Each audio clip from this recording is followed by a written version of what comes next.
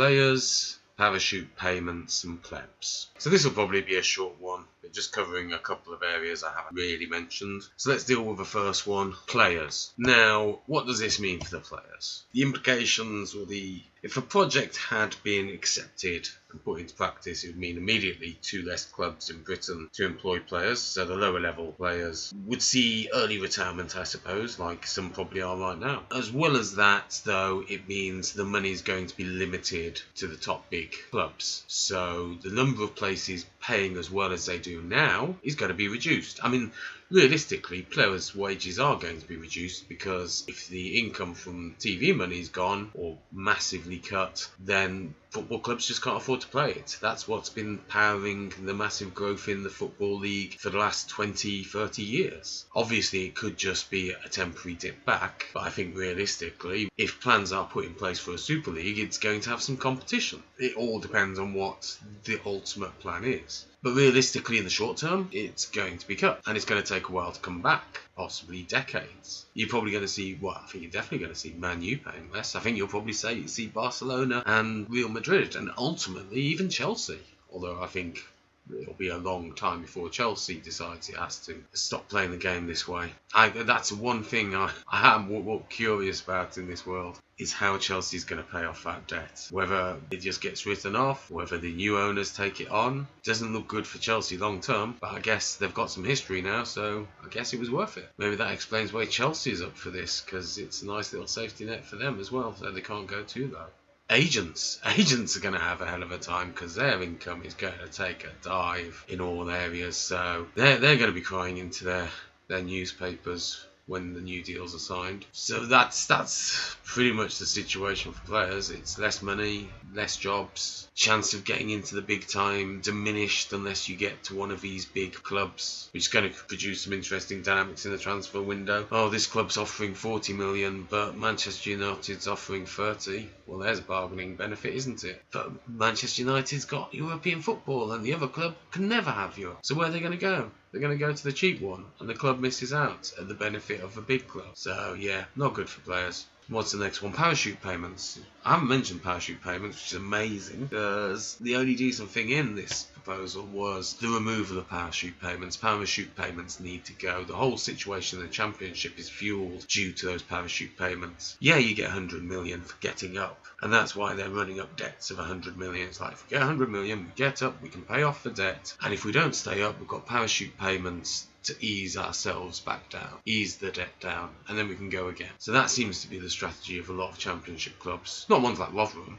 who are going to benefit. Rotherham is one of the few teams that may actually benefit from a bailout, in the fact that they managed to stay within the realms of their income and put out a team. Yeah, it's a team that generally over the last few years kept getting relegated, but it keeps coming back up. Now it looks like they're pushing a bit further, or maybe a bit more money to them is not a bad idea. I'm not saying they should spend it straight away, but gives them a bit more stability on their quest. So yeah, parachute payments needed to go, but the money needs to be replaced and effectively pass between all the clubs, because the TV money that the Championship's on now is not enough. The gap between the Championship and Premiership is so big now. It's never been this big. And maybe the collapse of a TV deal will help with that. It will, because it pulled down, like I say, it pulled down the wages, so that will definitely help. That's basically the situation with the parachute payments. Now, whether Championship clubs should accept the 25% TV money payment, well, that's contingent on the Premiership continuing to exist for the next 100 years. If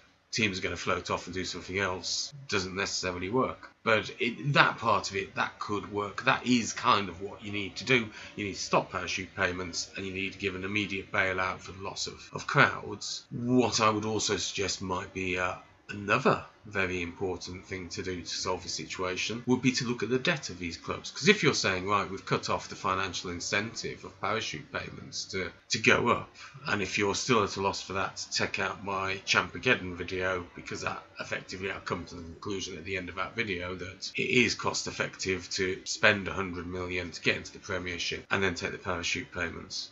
But if you've ended the parachute payments, you're going to have a lot of teams that have already built up the debt trying to get up into the Premiership, and also debt on teams who are coming down now believing they had parachute payments in place. What we need to look at is how can we resolve the debt issue. The Bank of England's become awfully fond of printing money recently, using it to buy assets to improve liquidity. Wouldn't it make sense if all these football clubs have got debts with other lenders to basically buy out that debt and put it on the Bank of England's books, and ultimately the Bank of England gets to call in the money? Might be a good time to do that while you're there. Have a talk with them about maybe getting West Ham to buy London Stadium. Print off a little bit more money, say about 400 million. Not quite as much as it cost to build it the first time, but enough to be a reasonable figure that will help out the local council or whoever the money eventually goes to, and get them to take their stadium back. Solve that problem while you're there. And then the third one's plebs. I could have used the word people, but I think plebs pretty much says it. Standing areas to return. I mean, yeah, it's about time, but this is just another way to squeeze every last penny out of the fan. Although the reason why I say plebs is that's how the club seem to think of the fans now. It's you're all customers, or the customers is too good a word. You're all suckers. You're all suckers, and we can just keep churning money out of you. That's why I say plebs, because that's the way they think of you. So that's it. That's the 3 Ps.